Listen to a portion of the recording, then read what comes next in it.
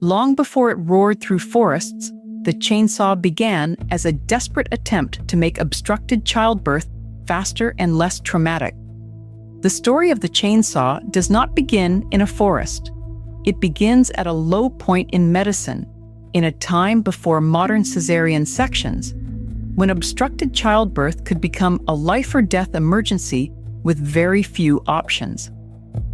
One of those options was symphysiotomy, a procedure in which doctors surgically severed the mother's pubic joint to enlarge the birth canal.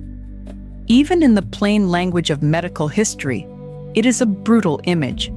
Childbirth already in crisis, and surgery used to force space where the body could not provide it.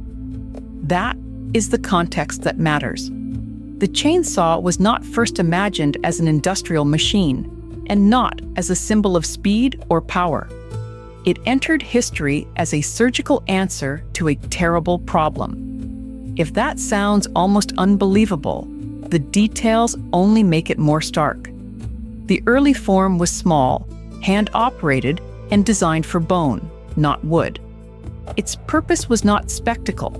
Its purpose was to make an already traumatic operation faster and, by the standards of the day, less traumatic. And that raises the central tension of this story. How does a device born in one of medicine's harshest procedures become one of the defining tools of mechanized forestry? To answer that, we have to stay with the original problem a little longer, because the invention only makes sense inside that moment of desperation. Part 1: A tool for a hard procedure. In the 1780s, Scottish doctors John Aitken and James Jeffray pioneered a flexible saw for symphysiotomy. It used a serrated link chain held between wooden handles. The design was simple in concept, but radical in effect. Instead of relying on a rigid cutting instrument in a cramped and difficult operation, the chain could move in a way better suited to the task. That does not make the procedure any less grim. It only explains why such an instrument would be welcomed by surgeons facing obstructed labor before the era of modern surgical alternatives. The flexible chainsaw was meant to make symphysiotomies faster and less traumatic. In other words, its innovation was not that it introduced violence into childbirth. The violence was already present in the procedure itself. The innovation was an attempt to reduce some part of that burden. This distinction matters because the modern myth often flattens the story into a shock fact. Chainsaws were invented for childbirth.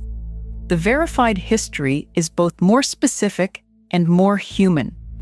Aitken and Jeffray were working within the limits of the medicine available to them. Their instrument belonged to a narrow surgical setting, and its scale was nothing like the gasoline-powered machines people imagine today. But if this was the beginning, it was not the end of the idea. The teeth-on-a-chain concept had appeared. Once it existed, other inventors could adapt it. The next chapter would keep the mechanism in medicine while changing its form again.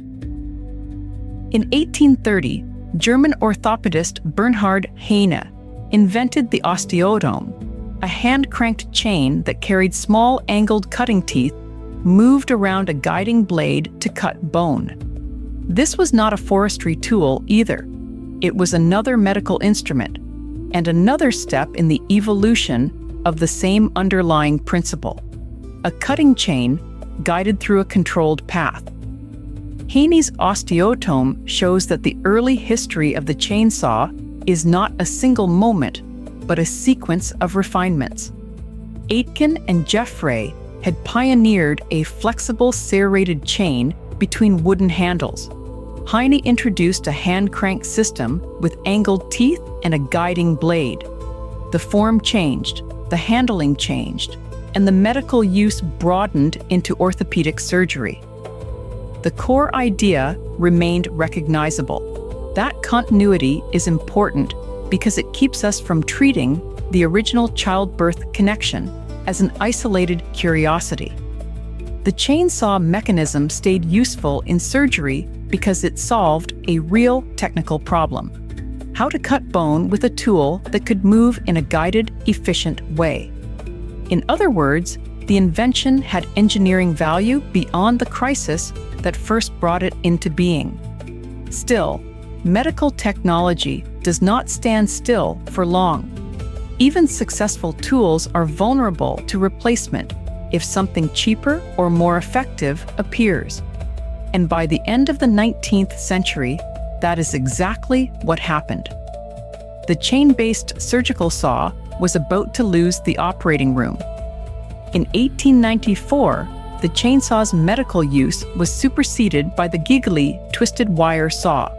The reason, according to the documented history, was practical. The Gigli saw was cheaper to manufacture and produced a narrower cut. That is the kind of quiet turning point that changes everything. Not a dramatic public failure, not a scandal, just a better tool for the job.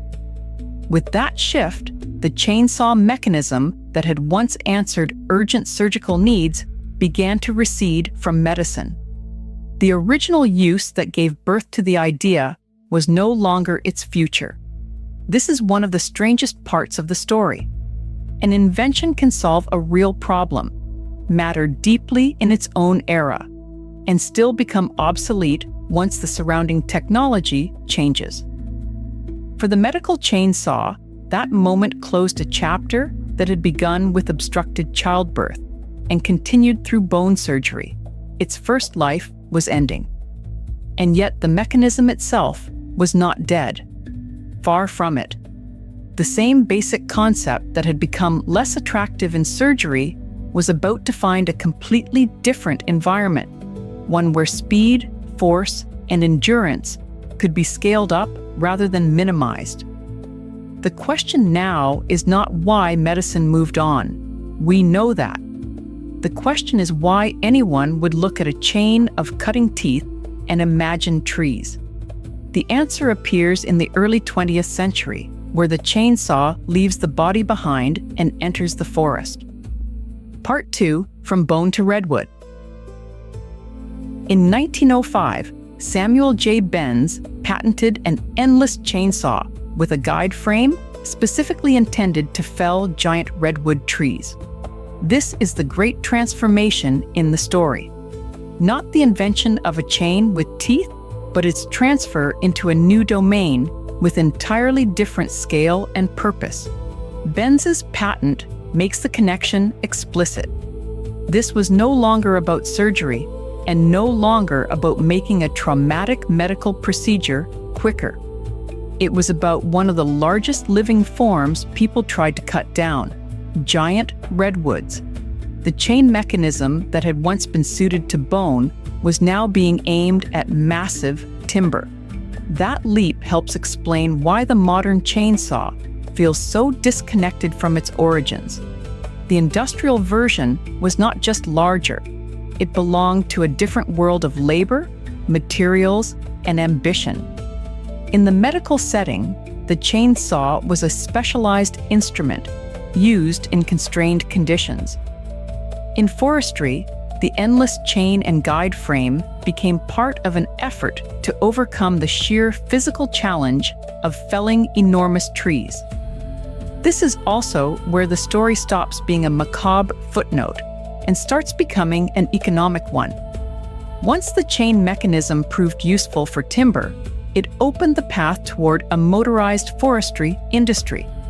But a patent for felling redwoods is not the same thing as a mass global tool. For that, the machine still needed power. Part 3, The Roar of Industry. Standardization and production. The comeback of the chain idea was only beginning. A major figure in that next step was Andreas Stihl. He played a major role in modernizing gasoline chainsaws, patented a gasoline-powered model in 1929, and started a mass production company. With that, the story reaches its industrial comeback. What changed here was not merely convenience. Gasoline power transformed the chainsaw from a clever mechanical concept into a practical engine-driven tool with broad commercial potential. Stihl's role in patenting a gasoline-powered model and building mass production helped move the chainsaw into the modern era, where it could become a standardized product rather than a specialized or experimental device. This is the point where the chainsaw becomes recognizable to us, at least in outline. Not the exact machine of the present, but the modern identity of the tool, powered, scalable, and bound to large industries rather than narrow medical procedures. The distance from Aitken and Jeffray's wooden-handled flexible saw is immense, yet the lineage is still there. Teeth on a moving chain, a guided cut, a tool shaped by the practical demands of its time. And with that shift came consequences far beyond invention history. The chainsaw became part of a massive global forestry enterprise. The same mechanism that had once existed to navigate the limits of 18th century childbirth was now helping drive the motorized cutting of timber on an industrial scale. Part 4. What the chainsaw really tells us. Few inventions travel that far from their starting point. So what should we take from this history? First, that the chainsaw's origin is real, but often oversimplified.